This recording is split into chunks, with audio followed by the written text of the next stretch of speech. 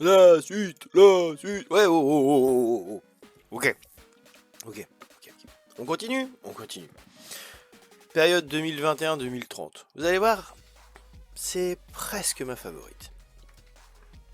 Welcome to the New World. C'est comme ça qu'on pourrait l'appeler. Bienvenue dans le nouveau monde, ouais. Ouais, parce qu'il y a quand même beaucoup de changements à cette période. 2021, on l'a appelé la gobelinisation. Vous allez comprendre pourquoi. Gobelinisation, c'est comme gobelin. Juste pour vous mettre sur la piste. Allez, c'est parti, 2021, 30 avril. C'est vrai, le 30 avril, c'est une date où il y a 2-3 trucs qui se passent. 30 avril, un dixième des humains se transforme soudainement en monstre hideux. Cette transformation est appelée gobelinisation par les médias. Les transformés sont répartis en deux catégories, orques ou trolls. Il existe des variantes géographiques comme des trolls minotaures du bassin méditerranéen ou des orques ogres d'Europe continentale. 30 avril toujours au Québec, l'extension des pleins droits est accordée à tous les méta-humains francophones. Oui, quand même, c'est nos bros les Québécois. 30 avril toujours, au Royaume-Uni, le roi George VII meurt. Des rumeurs disent qu'il s'est gobelinisé et qu'il a été tué par l'armée et des hauts membres de l'aristocratie. La succession entraîne des rivalités entre les différentes lignées. Je vous avais dit, sportif le 30 avril. 9 juin. À Seattle, le gouverneur Charles Lindstrom a peur que la gobelinisation soit contagieuse et fait tout pour parquer tous les méta-humains et leurs familles dans les camps utilisés pour les Amérindiens. Intelligent le garçon. 23 août, le gouverneur Melissa Santiago Ortega du Texas établit des centres de détention pour les méta-humains. Elle impose au Welfare Board l'allocation de fonds pour fournir des abris et une aide sanitaire à la population nouvellement transformée. Des psychologues sont chargés de voir si les orques et trolls peuvent réintégrer la société. Des unités spéciales de Texas Rangers assurent la sécurité de ces nouveaux méta-humains. Dans le même temps, de nouvelles émeutes dans le sud de Londres, et Walter Brightwater est nommé en tant que représentant des Crows, des Cascades, au conseil de Salisbury. Rocknet passe le Trideo, Son of Thunder, des Concrete Dreams. C'est la première apparition Trideo du groupe. C'était de la musique. Le gouvernement temporaire de Sichuan s'effondre sous les incursions des troupes de guerre des civiles voisines. Troupes de guerre civiles voisines. Waouh. Enfin, sur les incursions des autres quoi. La guerre perturbe régulièrement le cœur de la Chine. Ça fait déjà quelques années, ils ont l'habitude, vous me direz. Retour du Sifta. L'Inde est abandonnée dans cette tragédie sans précédent et tourne de nouveau le dos au monde. Elle quitte l'ONU. Plusieurs tentatives de sécession échouent. Pendant ce temps, aux Philippines, les méta-humains sont initialement isolés sur des îles, mais pendant les années suivantes, tous les méta-humains, même ceux du Japon, sont rassemblés dans une colonie prison sur l'île volcanique nouvellement formée, Lagu Lagu, surnommée Yomi, qui veut dire enfer en japonais. C'est charmant comme endroit. En Birmanie, le mouvement pro-démocratique s'accélère et lance les bases d'une révolution. Il dépose par la suite la junte affaiblie, mais au coût de milliers de vies. J'avais dit c'était sympa quand même. 2022. 2022, au printemps. Des émeutes racistes contre les méta-humains déchirent le globe. 25 mars. John Timmons, l'interprète de Dunkelzan, est tué par un assassin lié au mouvement anti-méta-humain croissant. Le grand dragon, présent lors de l'assassinat, tue l'assassin. Les témoins rapportent qu'il a réduit le criminel à l'état d'atome avec son seul regard. C'est vrai que c'est toujours une bonne idée d'énerver un dragon. 5 mai, Oro Corporation se rebaptise As Technology pour rompre avec ses origines de cartel de la drogue. As Technology du coup. En France, en été, les gangs décident d'utiliser un jeu afin de régler leurs différends. Deux équipes armées s'affrontent et celle qui a marqué le plus de buts avec un ballon gagne. De nombreuses parties sont sponsorisées par la compagnie française Javert et compagnie, afin de les contrôler quand ils se battent sur ces terres. Ils jouent pour de l'argent, entrer dans les services de sécurité de la compagnie ou tout autre prix. Ah ouais d'accord, il peut y avoir du pognon, entrer dans les services de sécurité de la compagnie ou alors autre chose, quoi. Ça peut être sympa. Le jeu devient vite populaire dans le monde entier sous le nom de conflit urbain. Pourquoi pas? Ou Urban Brawl. C'est mieux en anglais finalement. Conflit urbain, bon. Toujours tout francisé. 12 août. À Seattle, le gouverneur Charles Lindstrom fait sortir les méta-humains de leur quarantaine. Il demande aux gens de vivre en paix, unis comme avant la gobelinisation. 15 octobre. Les îles de Cuba, Jamaïque, Grenade, Porto Rico et les îles Vierges et Hispaniola, c'est-à-dire qui se trouvent entre Haïti et les Dominicaines, entre autres, s'unissent en formant la Ligue des Caraïbes. 19 novembre, Data, un magazine de nouvelles électroniques, est le premier à employer le terme éveillé pour qualifier les méta-humains et les autres formes de vie influencées par la magie. La gouverneure, Santiago Ortega, refuse de libérer les méta-humains du Texas sans disposition légale pour leur sécurité. Elle bouscule la législature du Texas en escortant personnellement des représentants d'orques et de trolls dans des auditions au Sénat. Dans un discours, elle fait remarquer que les méta-humains avaient été des contribuables avant la gobelinisation et que, comme des victimes de n'importe quelle autre maladie, ils méritent toujours la protection et l'appui du gouvernement en qui ils ont confiance en fait. En Irlande, 17 figures politiques ou économiques sont impliquées dans l'affaire du Kawanaga Gate.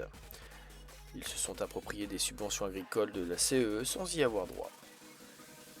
La corporation Megamedia achète la chaîne de sport Sportblast. Enfin, afin de rétablir l'ordre, le gouvernement des États-Unis instaure la loi martiale. Étonnant. Une nouvelle vague de SIFTA tue 10% de la population mondiale. La population en oublie les tensions raciales et les violences s'éteignent. À Minneapolis-Saint-Paul, dans le Minnesota, les troupes fédérales essayant de contrôler une émeute due à la famine dans une banlieue nord laissent partir accidentellement, c'est le mot, faut retenir le mot, plusieurs bombes hautement explosives, avec 20 000 personnes, 20 000 morts, et 45 000 blessés, et des feux incontrôlables font rage pendant 10 jours. Mais ce qui m'amuse énormément, c'est laisse partir accidentellement plusieurs bombes. Non, parce que sinon, une bombe, une bobinette, gros, c'est chef, tu vois. Mais là, non, plusieurs. Zeta Impchem rachète German Euch et devient le premier groupe pharmaceutique européen. À Seattle, Mitsu Kagayayate, clan Yakuza du Sendosha, New Century, fait sa première apparition sur la scène de crime. En Écosse, 14 membres du clan Campbell sont massacrés par un groupe dirigé par William MacDonald du clan rival MacDonald. Après, c'est un whisky dégueulasse, on peut pas le reprocher. Afin d'arrêter une décennie de troubles et de chaos... Hein? Pourquoi j'ai mis un R?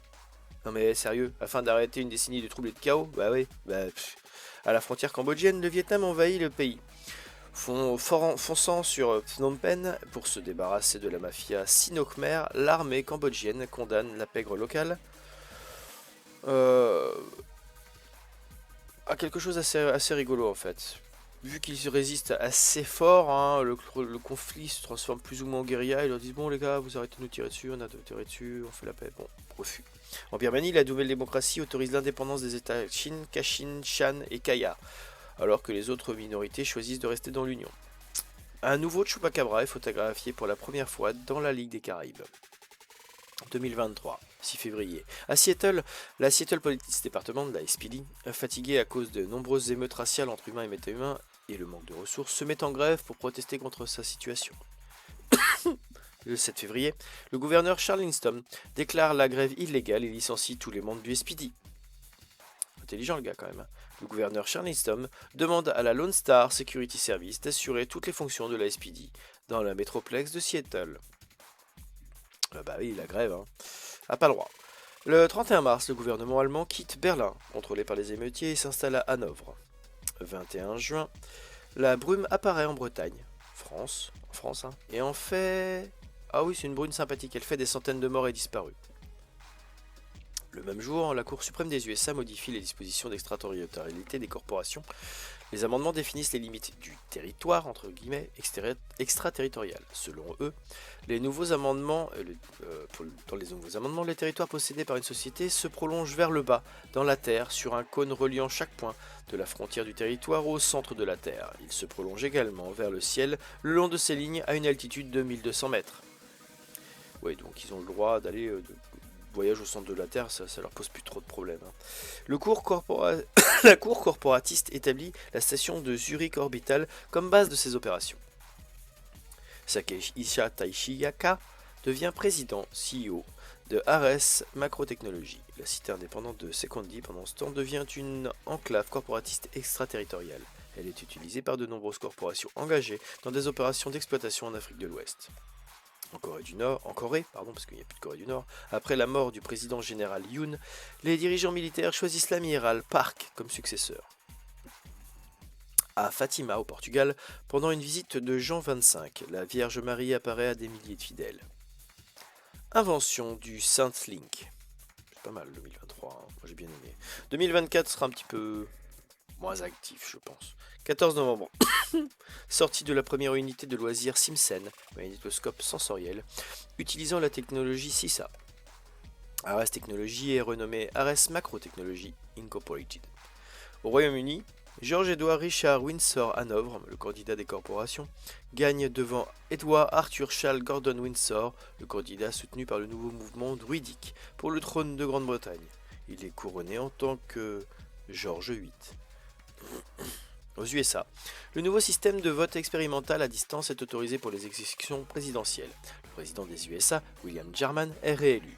Il devient le premier président réélu 3 fois depuis Franklin D. Roosevelt. L'opposition crie à la fraude. Le pape Jean XXV émet l'encyclique en Imago Dei. Dans ce document, il met au point la doctrine catholique avec la magie. Elle ne rejette plus les méta-humains. L'Église espagnole et l'Église galicienne entrent en conflit avec le Vatican suite à l'encyclique In Imago Dei. C'est dur à dire en latin quand même. Hein. L'encyclique In Imago Dei. Renraku Computer System met au point le protocole d'hologramme Digital XSAN, qui sera adopté par le monde entier. En Allemagne, des conflits urbains sont organisés entre des équipes officielles non-gangers. Govinda Enterprise, à Chicago, adopte le conflit urbain pour réduire ses problèmes avec les gangs et déprécier ses concurrents. Le conflit urbain est renommé Urban Brawl. Comme par hasard, le français n'a pas résisté. L'Université du Minnesota développe un programme multi-utilisateur, multi-entrée utilisant les mainframes de Cray. En Birmanie, les anciens chefs de la junte se regroupent et installent leur place forte dans le nord de l'état de Shan, là où sont la plupart des champs de pavots. Ils emploient la richesse du triangle d'or pour reconstruire leurs forces, étendant leur zone d'influence vers le Yunnan occidental. Je vous avais dit, 2024, pas terrible comme année. 2025. 21 mars, au Royaume-Uni, le UK Constitutional Act est voté créant le poste de Lord Protector. Ça ressemble, c'est pas mal comme Lord Protector. 24 mars, aux Philippines, suite à l'épidémie de globalisation, les corporations japonaises lancent un appel à la diète impériale pour l'envoi de secours. Résultat, 6 divisions de marines impériaux débarquent sur le sol philippin. Sous la pression, le gouvernement philippin est forcé d'approuver l'installation d'une préfecture impériale sous le nom de commandement du conseiller Fukatsu Saru. L'Université californienne de Los Angeles, UCLA, crée le premier programme universitaire de second cycle consacré aux sciences occultes. En 3 ans, des programmes similaires sont intégrés dans les universités du Texas, A&M, l'Université de Chicago, le MIT, rebaptisé MIT&M pour le dernier signifiant magie, Oxford, Edinburgh University et plusieurs universités en Allemagne. 1er avril, le linebacker Mario Sanchez est le premier joueur cybermodifié à entrer dans la National Football League des USA. Les modifications autorisées sont restreintes aux joueurs ayant subi des reconstructions suite à des blessures. D'autres joueurs suivent, mais aucun de leurs équipes ne gagne le championnat. En Irlande, le scandale Walsh Hookers met à mal 3 ministres du gouvernement, 2 industriels et un cardinal de Limerick. Les forces de police d'Angleterre sont maintenant toutes armées. L'Optical Music Network Interface, ou OMNI, est inventée. Cette interface de stockage de la musique révolutionne l'industrie musicale.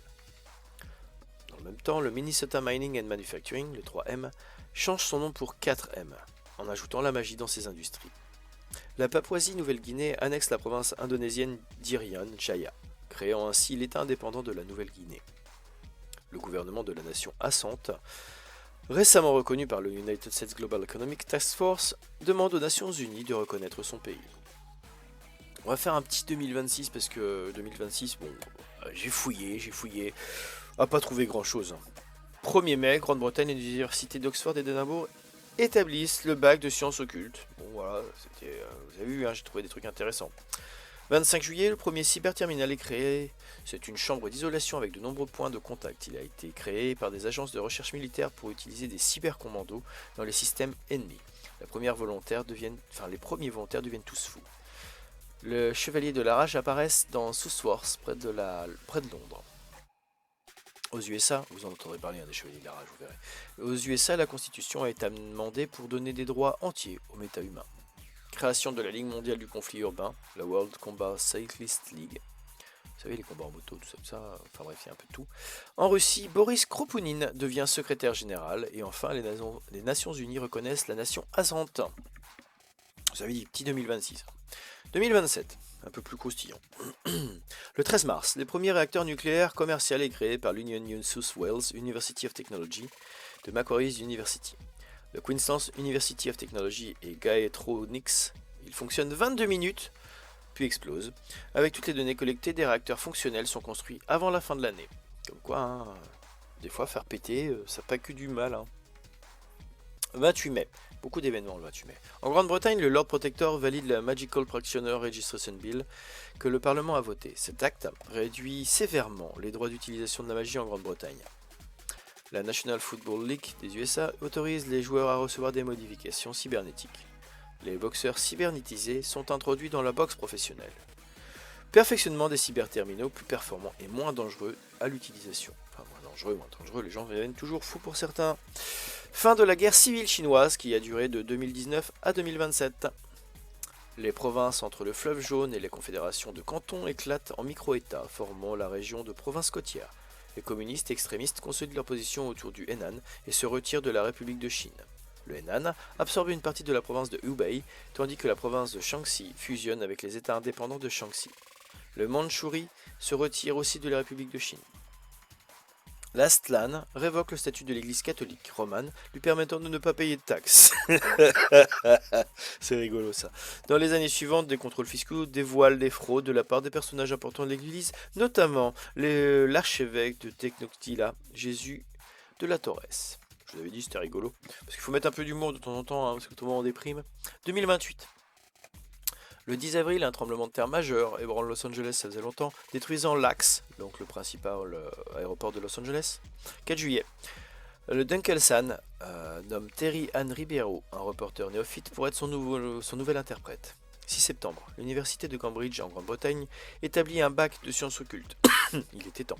7 novembre, Andrew McAllister est élu président des États-Unis. 10 novembre, Walter Brightwater est le plus fervent défenseur de la ségrégation humain-méta-humain au conseil de Salish-Sid. Dans le même temps, il devient un fervent défenseur de l'accueil des méta-humains sur le territoire du conseil Salish-Sid. Le gouvernement du Metroplex de Seattle, Charles Livingston, se retire. C'est pas un mal, hein, on l'aimait pas trop ce mec-là. Shiawaze Atomic construit un nouveau réacteur nucléaire sur le site déserté de la centrale de Trojan Satstop dans le district de Redmond. Donc c'est toujours à Seattle. Hein.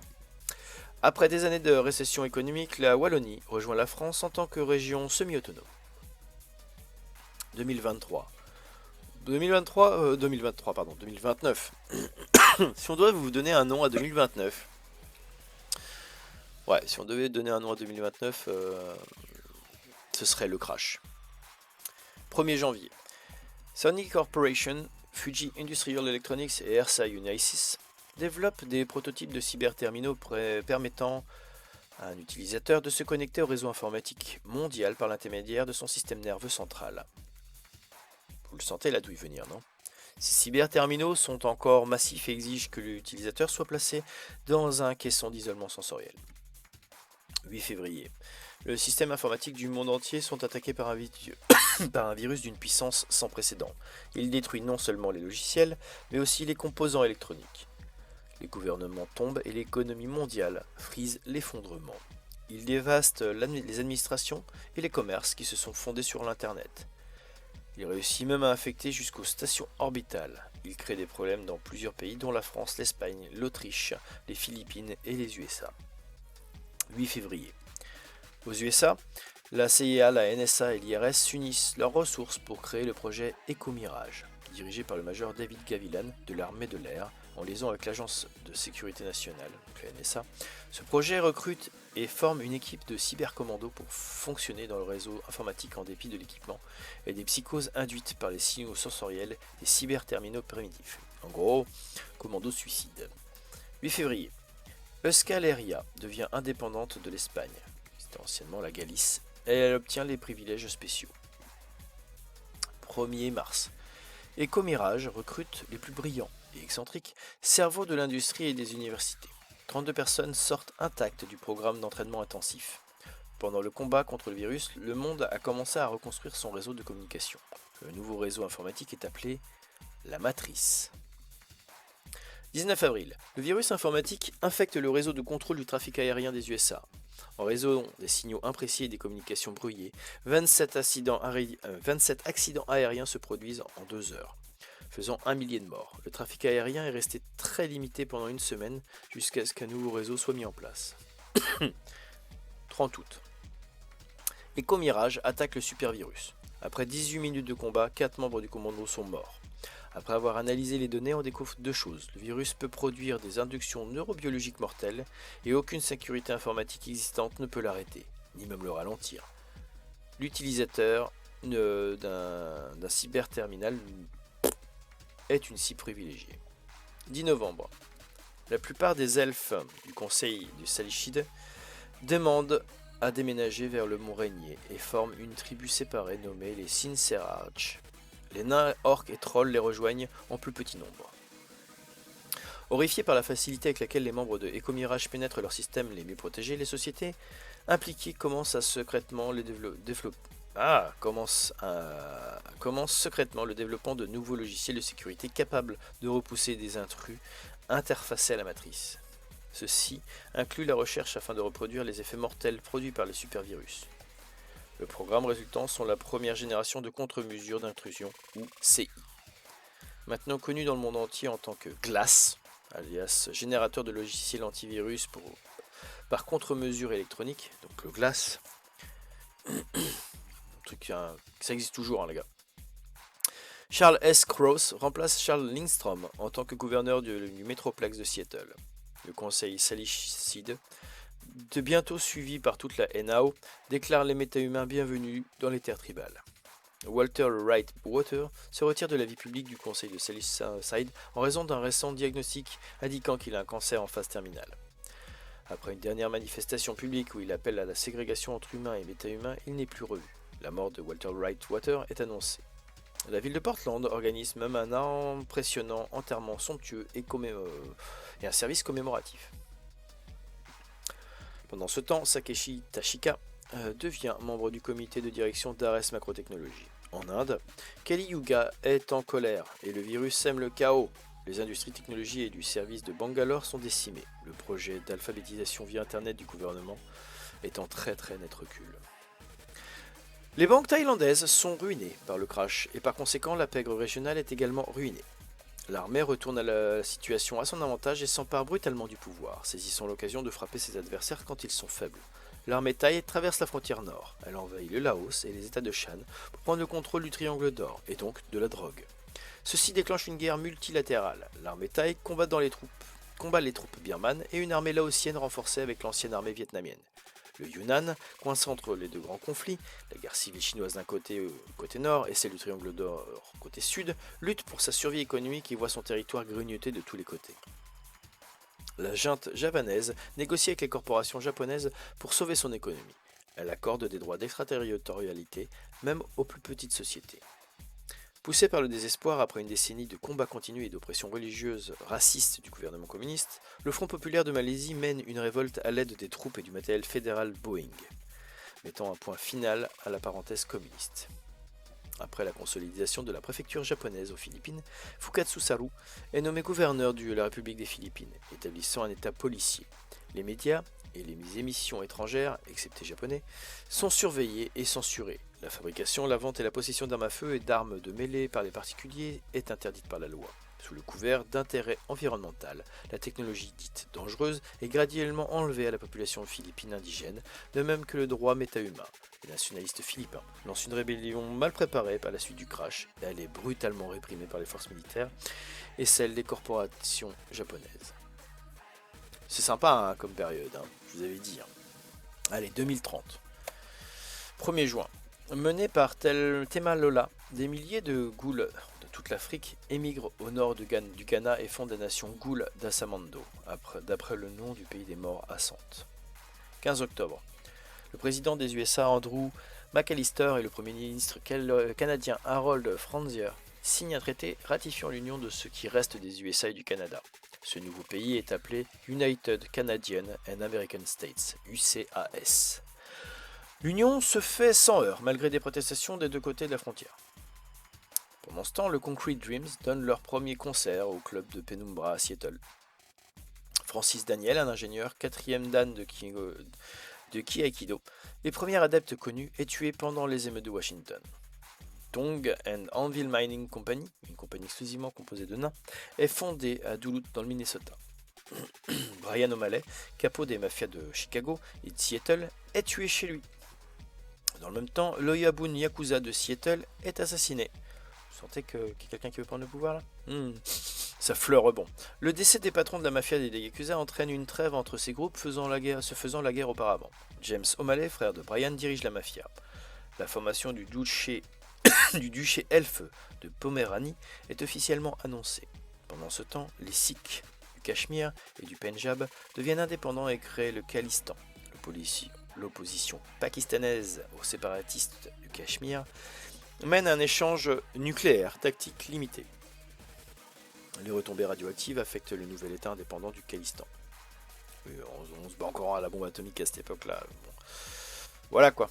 La monarchie constitutionnelle est rétablie en Malaisie et le roi Abidin est choisi pour diriger la nation dans les premières élections libres en Malaisie depuis 20 ans.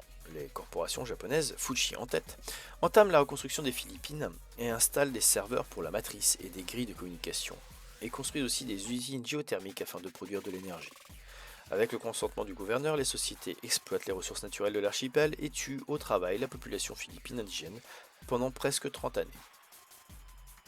Samsung, LG, Daewoo et SK Energy fusionnent pour former Eastern Tiger Corporation, le plus grand chaebol, c'est-à-dire une corporation coréenne.